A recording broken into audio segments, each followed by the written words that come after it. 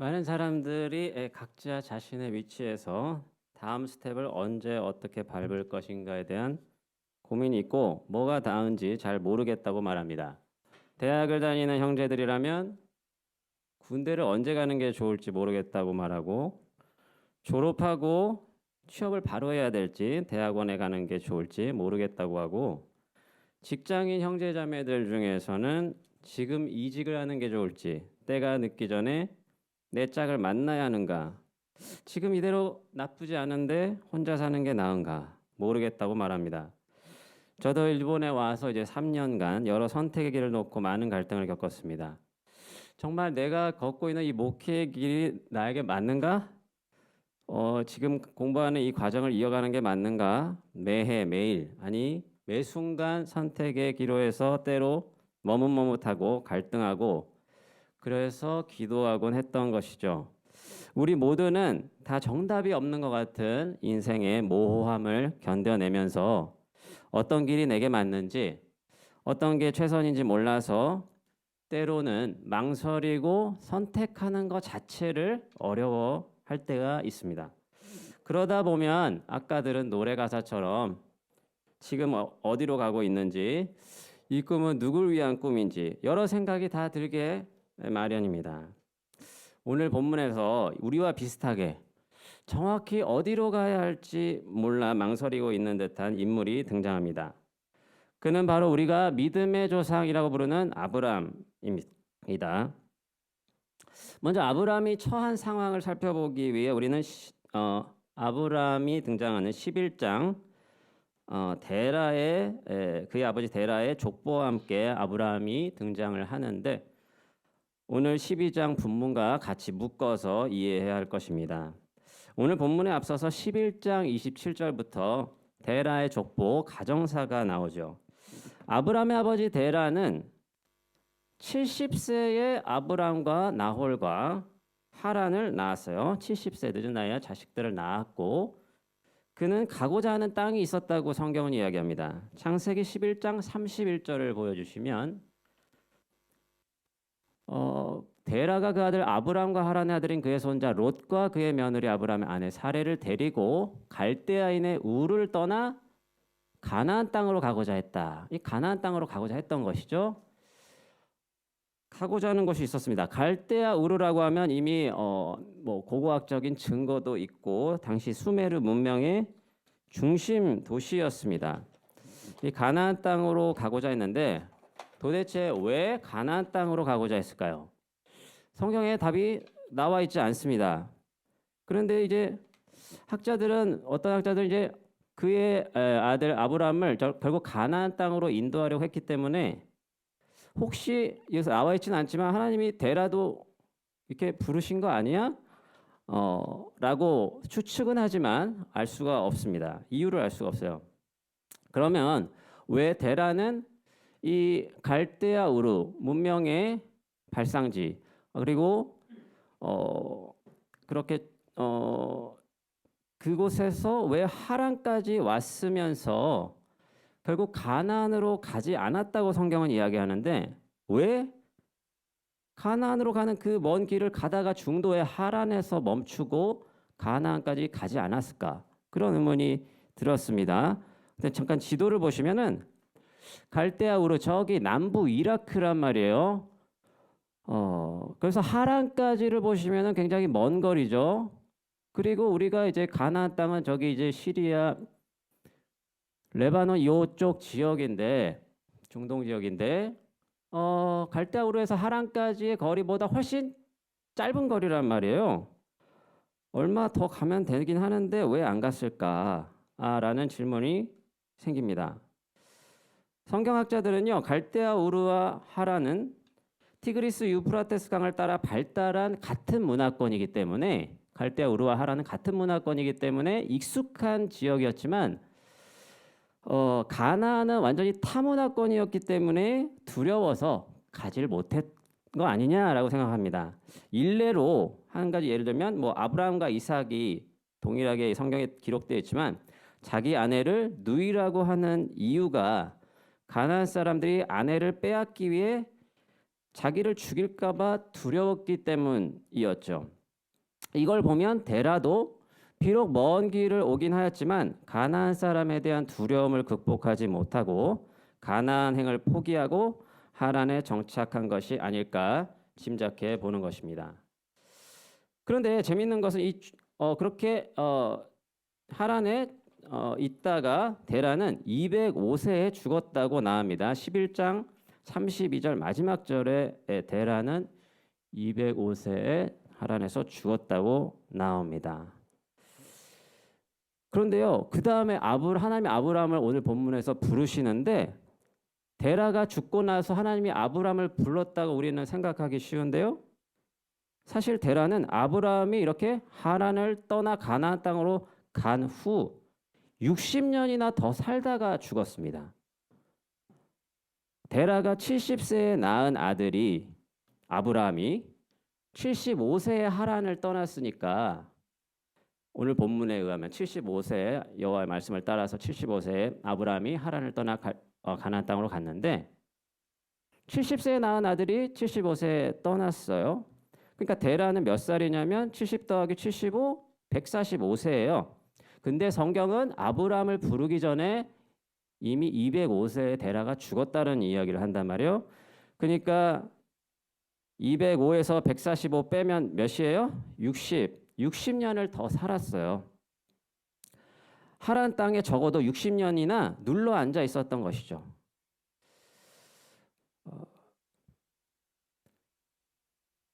그런데 데라는 205세에 죽었다라는 말을 굳이 아브라함을 부르기 전에 그 안에 끼워 넣었습니다. 아무튼 살아 있는데 이 성경은 데라를 죽은 자 취급을 하고 그 다음에 아브라함을 부르는 장면으로 넘어가는 것입니다. 이제 아브라함을 부르시는데 이 장면은 성경에서 딱 특정한 개인을 불러서 하나님이 부르시는 첫 번째 장면입니다.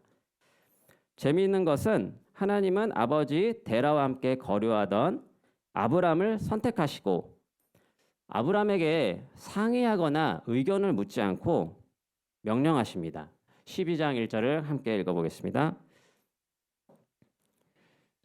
여호와께서 아브라함에게 이르시되 너는 너의 고향과 친척과 아버지의 집을 떠나 내가 내게 보여줄 땅으로 가라. 고향과 친척과 아버지의 집 어떻습니까? 범위가 점차 좁혀지죠. 대상이 점점 구체화되고 그만큼 그의 명령이 아주 분명하다는 것을 보여줍니다. 내가 의지하던 모든 것을 떠나라는 것이죠. 좀 더 우리에게 와닿게 얘기해 볼까요? 너가 사는 서울의 그 동네, 무슨 도시 그 동네, 너가 사는 맨션 아파트 다 떠나고 너가 연락하던 카톡 친구들 다 연락 끊고 떠나라는 것이죠. 네가 필요할 때 연락하던 지내던 사람들 있잖아. 그 친척들, 저도 친척들 꼭 필요할 때 연락하거든요. 그 필요할 때 연락하던 사람들 연락 다 끊고 떠나라는 것입니다. 고대 중동 사람들에게 우리 같이 연락처가 뭐 이렇게 운송 수단이 없고 발달하지 않았고 그런 수단이 발달하지 않은 상황에서는 땅과 친척, 집이라는 것은 뭐 말할 수 없이 필수적이고 안정적으로 삶을 꾸려가는 데 있어서 매우 필요한 것이죠. 그런데 하나님은 아직 뭐 분명한 지시도 없이 어딘지 알려주시지도 않고 아직 알지도 못하고 언제 보여주실지도 모르는 땅, 내게 지시할 땅에 가라고 말씀하십니다. 그동안 아브라함이 알게 모르게 의지했을 그 많은 것들을 떠나라고 포기하라고 하면서 말이죠. 그리고 하나님은 2절, 3절에 약속의 말씀을 주십니다. 명령하시고 약속하십니다. 내가 너로 큰 민족을 이루어 내 이름을 창대하게 하리니 너는 복이 될지라. 재밌는 것은 하나님은 아브라함아 내 꿈이 뭐니? 그렇게 물어보지 않으십니다. 앞서 데라의 족보가 언급되면서 아브라함의 가족관계가 나오잖아요. 데라의 아들들이 누구누구고 그들이 누구랑 결혼했고 그러면서 이제 아내 사레에 대한 언급이 30절에 나오죠. 사레는 임신하지 못해서 자식이 없었다고 말합니다. 이렇게 사정이 굉장히 그 당시에는 자식을 이어가는 게 굉장히 중요했기 때문에 창세기만 하더라도 족보가 얼마나 많이 나옵니까? 그런 아브라함에게 사실 좀 친절하게 이렇게 말씀하실 수 있잖아요. 조곤조곤하게. 그 소돔과 고모라를 치시려고 하시면서 의인이 몇 명 있냐? 50명 있냐? 아니요. 40명밖에 없는 것 같아요. 40명 있어도 주님 멸망시키지 않으시겠습니까? 그랬더니 또 30, 20, 10 그렇게 왔다 갔다 티키타카를 하면서 대화를 나눴던 그러한 모습은 보이지 않고 뭐 위로가 없죠. 너 아내 사례가 임신을 못해서 너 이름을 이을 사람이 없어서 참 고생이 많겠다. 이런 말 없고요. 너 죽고 장례식 치러줄 사람도 없네. 이런 말도 없고 그래 아내 사례도 그래 위신이 안 서서 어쩌니 고생이 많다. 이렇게 위로하면서 대화하지 않으십니다. 대신에 아까 말씀드린 대로 명령하시고 약속하십니다. 그러니 아브라함 입장에서는 뭔가 이 떠나라는 명령과 함께 떠나라는 명령은 뭔가 좀 가혹하고 이 약속은 너무나 아브라함의 상황을 전혀 고려하지 않는 황당한 약속으로 들릴 수밖에 없었을 것입니다. 자식 새끼 한 명도 없는 사람에게 큰 민족을 이루겠다는 그냥 뭐 이건 밑도 끝도 없는 허황된 이야기로 들렸겠죠. 의지하던 고향 땅 친척 아버집을 다 떠나 버리고 잘 알지도 못하는 가나안 땅으로 그냥 가라고 하니 부담스럽기도 하고 이해하기 어려웠을 것입니다. 그렇지만 아브라함은 성경을 말합니다. 하나님의 명령에 순종했습니다. 이에 아브라함이 여호와의 말씀을 따라갔고 롯도 그와 함께 갔으며 아브라함이 하란을 떠날 때 75세였다라고 말합니다. 그 약속이 정확히 뭔지를 모르지만 하나님께 순종했습니다. 아브라함은 여호와의 말씀을 따라갔습니다. 저는 이 창세기 1장 1에서 3절은 저와 아주 깊은 인연이 있는 말씀입니다. 왜냐하면 제가 이제 신학대학원 1학년일 때 결혼을 한 달 앞두고 있을 때 신혼집 없고 결혼은 해야 되고 하려고 했고 뭐 이렇게 뭐가 없어요. 없는 상황에서 그 견습 선교사를 뽑는다는 학교의 공고를 봤습니다. 그러면서 당시에 저는 나중에 일본에 오려는 마음이 있었는데 다른 타 지역을 경험하면 좋겠다라는 막연한 생각만 있고 기도하지 않고 있었습니다. 그런데 주일에 사역하던 교회 저녁 예배 때 한 선교사님이 설교를 하시는데 딱 이 본문으로 설교를 하셨어요. 그런데 봉독을 하는데 설교도 아직 시작 안 했어요. 봉독을 하는데 이 말씀이 제 귀에 못이 박히게 딱 꽂히는 느낌, 가슴에. 그래서 저는 뭐야? 그래서 한 달을 계속 기도했습니다. 내가 정말 이 말씀을 받은 게 맞는지 처음엔 주저주저 했죠. 근데 한 달 후에 아내랑 같이 기도하면서 이게 나에게 주신 말씀이 맞다. 그러면 어디로 가라는 거지? 그래서 여러 가지 지역이 있죠. 아프리카도 있고 유럽도 있고 뭐 중동은 없었구나. 뭐 인도네시아 뭐 동양 다 있는데 제비 뽑았어요. 하나님이 나한테 가라고 했는데 뭐 어디 갈지 내가 어떻게 알아? 제비 뽑았죠. 그랬더니 어디가 나왔을까요? 러시아가 나왔습니다. 러시아가 나왔습니다. 그래서 러시아로 가게 됐습니다. 결혼하고 2달 있다가 가게 됐습니다. 신혼집도 없고 갔다가 와서 뭐 신혼집이 덜컥 생기나요? 뭐 아무것도 없어요. 불안한 그러한 청년이었는데 추위를 많이 탔어요. 그래서 제가 추위를 많이 타거든요. 일본 와서 이게 집이 추운지 몰랐는데 춥고 말도 안 통하는데 무슨 말을 할 수 있을까 싶었는데 생각보다는 따뜻했습니다. 걱정했던 것보다 잘 지냈습니다. 거기 이제 대학교 기숙사에 살면서 어학을 주중에 배우고 주말에 이제 교회 사역과 함께 시골에 가서 고려인 3세 아이들과 놀아주고 여름에 이렇게 캠프 열어서 놀아주는 그 정도 사역을 했었는데 이렇게 아프리카 애들과 친하게 지내면서 축구도 매일 같이 했고 사진을 좀 보여주시면 제가 갔던 지역이 러시아 볼고그라드 2차 세계대전을 스탈린이 그 히틀러 행진을 막았던 곳이죠. 그래서 저렇게 유적이 여전히 남아 있습니다. 저기 병원이었는데 저렇게 전쟁의 그 공격을 받고 저렇게 남아 있고, 저게 이제 마마예프 상이라고 해서 오른쪽 하단에 그 승리를 축하하는 기념상이 세워져 있고요. 저런 분위기에 도시 전체가 역사 박물관 같은 곳인데 좋은 시간들 많이 있었습니다. 그 다음 시간을 보내시면 이렇게 저 왼쪽에 고양이 같은 선생님과 함께 러시아를 배우고, 또 친구들도 만나서 한국 요리도 하고, 또 기숙사에 있는 아프리카 애들 불러서 요리도 해주고, 걔네들도 나한테 요리해주고 즐겁게 보냈습니다. 무엇보다 아내랑 단둘이 신혼 첫 1년을 함께 의지하며 지내는 시간이 행복했습니다.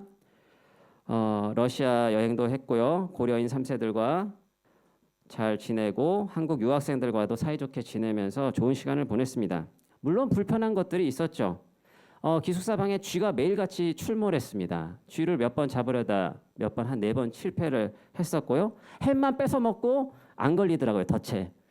그래가지고 굉장히 뒤통수를 맞았는데, 그리고 공동 화장실에 변기 뚜껑이 없어요. 그래서 대를 이어서 변기 뚜껑을 가져다가 스쿼트 자세로 이렇게 해결을 하고 매번 그렇게 했습니다. 그리고 이제 빨래 하는 데가 없으니까, 세탁소가 없으니까 교회 가서 매주 가가지고 전기차 타고 가서 빨래도 해야 되고, 그리고 이제 러시아어가 뭐 그렇게 쉽게 느나요? 현지 교회에서 3시간 동안 예배를 드리면서 알아듣지 못하는 말을 듣고 앉아 있는 것도 쉬운 일은 아니었습니다. 이런 것들은 굉장히 작은 일이었는데, 최대 고비는 아내가 임신을 하면서 일어났습니다. 아내가 저희가 2월 달에 갔는데 한 5월 정도에 임신을 하게 돼서, 일단 쌍둥이를 임신을 했고요. 입덧을 굉장히 심하게 했어요. 맨날 마트 갈 때마다 봉지에 들고 다녔습니다. 봉지에 가서 언제 이게 오버히트를 할지 모르기 때문에 들고 다녔고, 또 중간에 막 열도 나서 한 일주일, 2주 입원도 했었고요. 거기서 끝나지 않았습니다. 다 마무리하고 한국에 돌아왔는데 이제 고위험 산모잖아요. 쌍둥이를 베면은 쌍태수혈 증후군에 걸려서 두 아이의 생명이 모두 위험한 상황에 있었습니다. 하나님의 은혜로 정말 치사율이 70%나 되는 그런 병이었지만, 하나님의 은혜로 아이들이 기적같이 살아났고, 또 끝까지 안전하게 아이들이 생명이 태어날 수 있었습니다. 지나고 보니요, 이 모든 것들이 지나고 보니까 하나님의 말씀에, 그 창세기 12장 1에서 3절 말씀, 나에게 꽂혔던 그 말씀에 순종해서 갈 바를 알지 못하고 저게 나아갔기 때문입니다. 저게 사진이 왼쪽에 수술 전 사진입니다. 수술 전, 수술하고 그 다음 날까지 생사를 알 수 없었는데 애들이 나와서 제가 저렇게 젖병을 물리고 저럴 때가 있었습니다.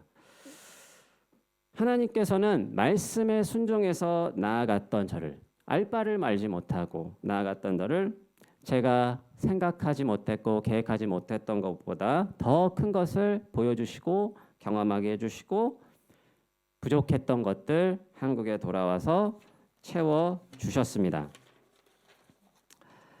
하나님은 제가 지금 일본에 와서 3년간도 마찬가지고요. 우리의 길을 인도하시고 우리의 부족한 것을 채워주십니다. 우리에게 가장 좋은 길이 무엇인지 알고 계십니다. 그런데 우리는 그 길이 어떤 길인지 알기 전에는 쉽게 믿음을 드리지 못한다고 하죠. 그 알지 못함에서 오는 불안에 우리는 눌러앉아서 하나님을 신뢰하지 못하는 것이고, 이것이 바로 아담과 하와가 하나님을 불신해서 선악과를 따먹은 그 죄의 근원적인 죄를 문제이죠. 그 문제를 모두가 맞닥뜨리고 살아가고 있지 않습니까? 혹시 여러분들의 마음 가운데 하나님이 끊임없이 도전의 말씀을 주고 계시는데, 뭔가 부담의 말씀을 주고 계시는데 망설이고 주저하고 있는 부분은 없으십니까? 오늘 시편의 말씀은 이렇게 얘기합니다. 주의 말씀은 내 발의 등이요 내 길의 빛이니이다. 여러분에게 하시는 말씀은 여러분의 삶을 밝히시기 위해서 잘 좋은 길로 인도하시게 하시는 말씀입니다. 그 말씀에 우리가 믿음으로 반응하기를 주님 기다리고 계십니다. 좋으신 하나님을 신뢰하고 그분께 의지하고 그분께 맡기시고 보여주신 길을 걸어가시길 축복합니다. 그것이 부담스럽고 때로는 나 자신을 포기해야 되는 일일지라도 결국엔 그것이 나를 복 주시기 위한 하나님의 계획이라고 믿으시기 바랍니다. 창세기 1장부터 하나님은 우리에게 복 주고 싶어서 안달이 나신 분으로 묘사되고 있습니다. 하나님이 그들에게 자기 형상 곧 하나님의 형상대로 사람을 창조하시되 남자와 여자를 창조하시고 하나님이 그들에게 복을 주시며 그들에게 이르시되 생육하고 번성하여 땅에 충만하라 땅을 정복하라 바다의 물고기와 하늘의 새와 땅에 움직이는 모든 생물을 다스리라 하시니라. 새해에 맞아서 우리는 서로에게 복을 빌어주고 있죠.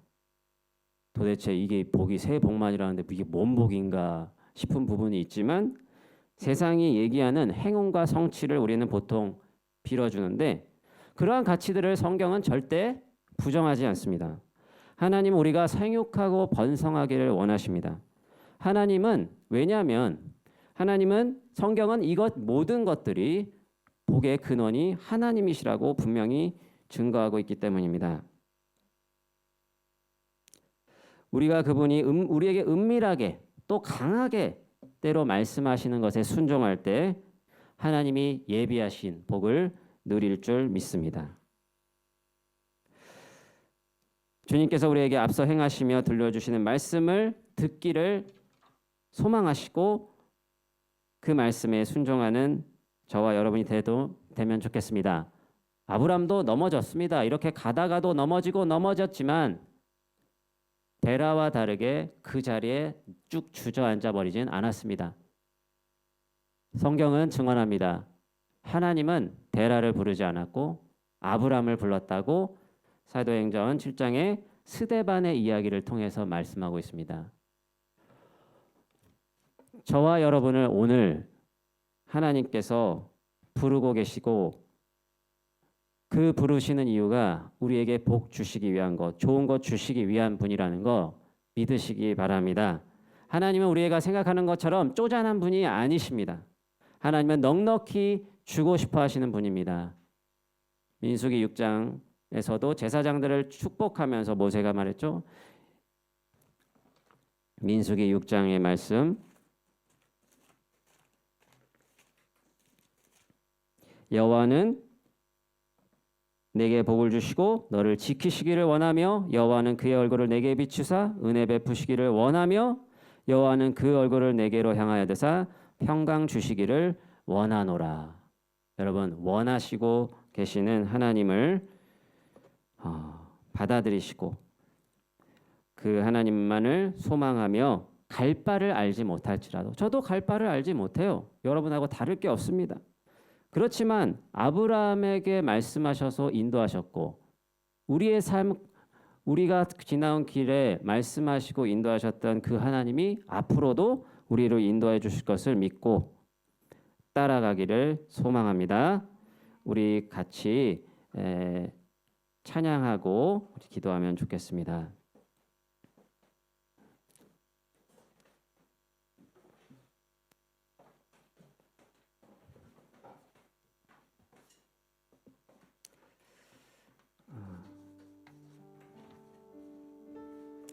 그렇습니다. 하나님, 우리 머리로는 잘 알고 있어요.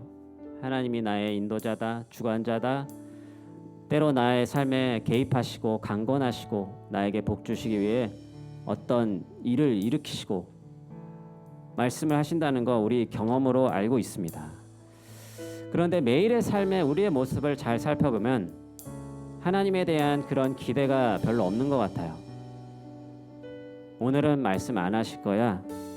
뭐 다음에 할지 모르겠지만 그렇게 점점점 하나님을 기대하는 마음이 우리 안에 사그라들고 있지 않은지 주님 회개하는 마음이 들었어요.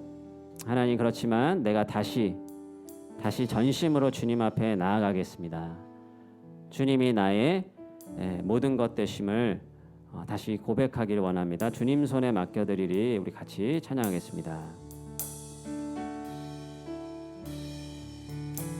주님 손에 주님 손에 맡겨드리리. 나의 삶 주님께. 주님 손이 나의 삶 붙드네. 나 주의 것 영원히. 내가 믿는 분, 내가 믿는 분 예수. 내가 속한 분 예수. 삶의 이유 되시네. 내 노래 되시네. 전심으로. 다시 한번 찬양하겠습니다. 주님 손에 맡겨드립니다. 주와 함께 걸어가리라. 모든 길을 주실래. 주 뜻 안에 나 살아가리.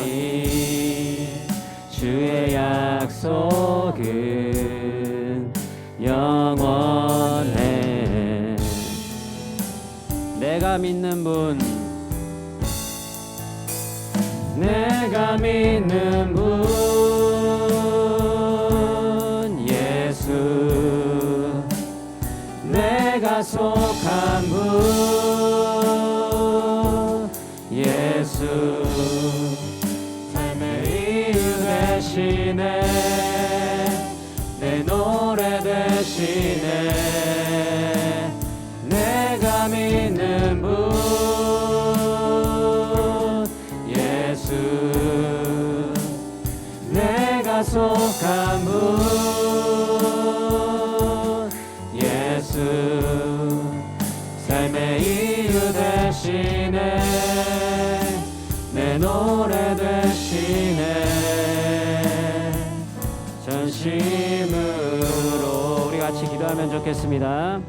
하나님, 그렇습니다. 나의 삶이 최선이 무엇인지 나는 알지 못합니다. 내 인생을 설계할 수가 없습니다. 하나님, 무엇이 나은 삶인지 나는 알지 못합니다. 주님, 내가 아는 것은 주님께서 나에게 복을 주기 원하신다는 것입니다. 내가 주님을 신뢰하고 따라가는 복된 삶 살아갈 수 있도록 주님, 저를 이끌어 주시옵소서. 나의 연약한 믿음을 세워주시고 굳건하게 하여 주옵소서. 우리의 마음을 다해 같이 기도하겠습니다.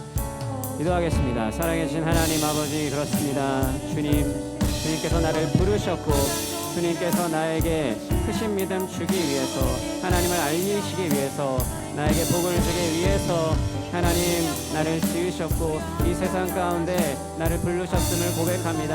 하나님, 아브라함을 부르신 하나님, 동일하게 오늘도 이 자리에 우리가 처한 상황에서 우리를 부르시고 계신 줄 믿습니다. 하나님이 나에게 주시고자 하는 것 뿐만 아니라 나를 통해서 주님이 계획하시고자 하는 것들을 하나님 주님께 묻고 나아가오니 주님, 연대한 꿈을 꾸게 하여 주시옵시고 주님의 소망이 나의 소망 되게 하여 주시고 주님의 커다란 꿈을 내가 꿀 수 있도록 도와주시옵소서. 하나님, 주님, 내가 나의 앞길을 다 알지 못합니다. 내 모든 삶은 주님께 맡겨드리며 걸어가기 원합니다. 주님을 따라갈 수 있도록, 주님을 곧 올곧게 따라갈 수 있도록 주님 역사하여 주시옵소서.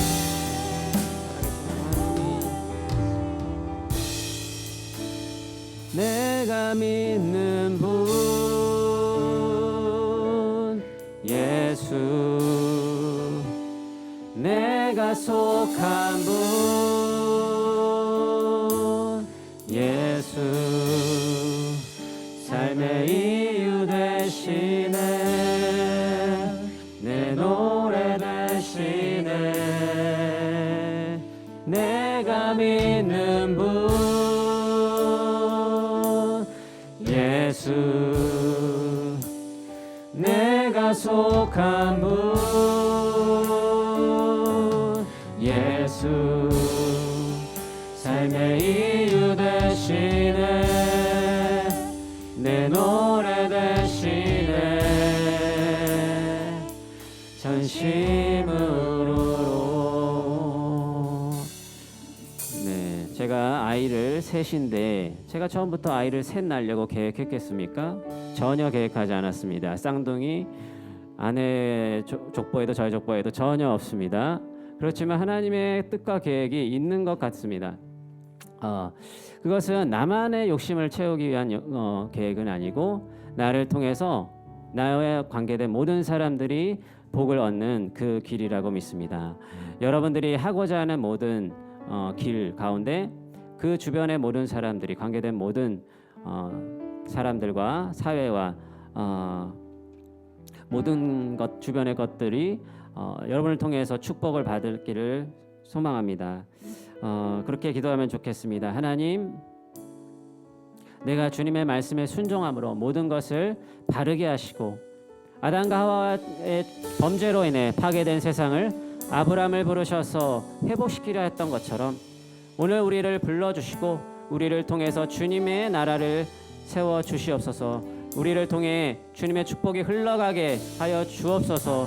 우리를 주님의 축복으로 통로로 삼아달라고 우리 같이 마지막으로 기도하겠습니다. 살아계신 하나님 감사합니다. 하나님 여기에 모인 모든 지체들 가운데 주님의 축복하시기 위해서 이곳으로 부르셨습니다. 주님의 아들을 내어주시기까지 사랑하셨고 주님께서 우리를 통해서 하시고자 하는 것을 있어 우리가 주님을 예배하고 우리가 삶의 현장에서 주님의 말씀을 따라갈 수 있도록 주님이 우리를 부르신 것을 믿습니다. 하나님 아버지 우리에게 담대함을 주시옵소서.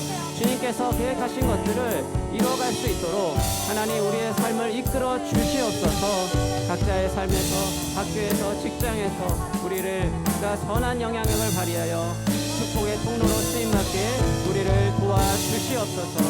하나님 우리를 사용하여 주시옵소서. 하나님 우리를 축복하여 주시옵소서. 우리 안에 모든 완고한 마음들이 있다면 주님 그 마음을 꺾게 하여 주시고 우리 안에 모든 선택의 길이 주님을 향한 길 되게 하여 주시옵소서.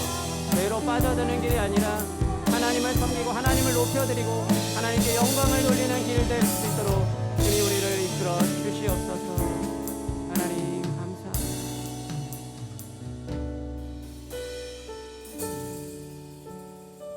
생사와 복의 주관자 되시는 살아계신 하나님 참으로 감사합니다. 주님 저희들의 얕은 생각에 갇혀 있지만 주님은 멀리 보시고 깊이 보심으로 우리의 길을 인도하십니다. 우리가 어디로 발을 디뎌야 할지 몰라 망설이고 있을 때 주님은 우리를 불쌍히 여겨주시고 우리를 친절하게 인도하여 주십니다. 주님 우리 안에 완고한 죄를 고백합니다.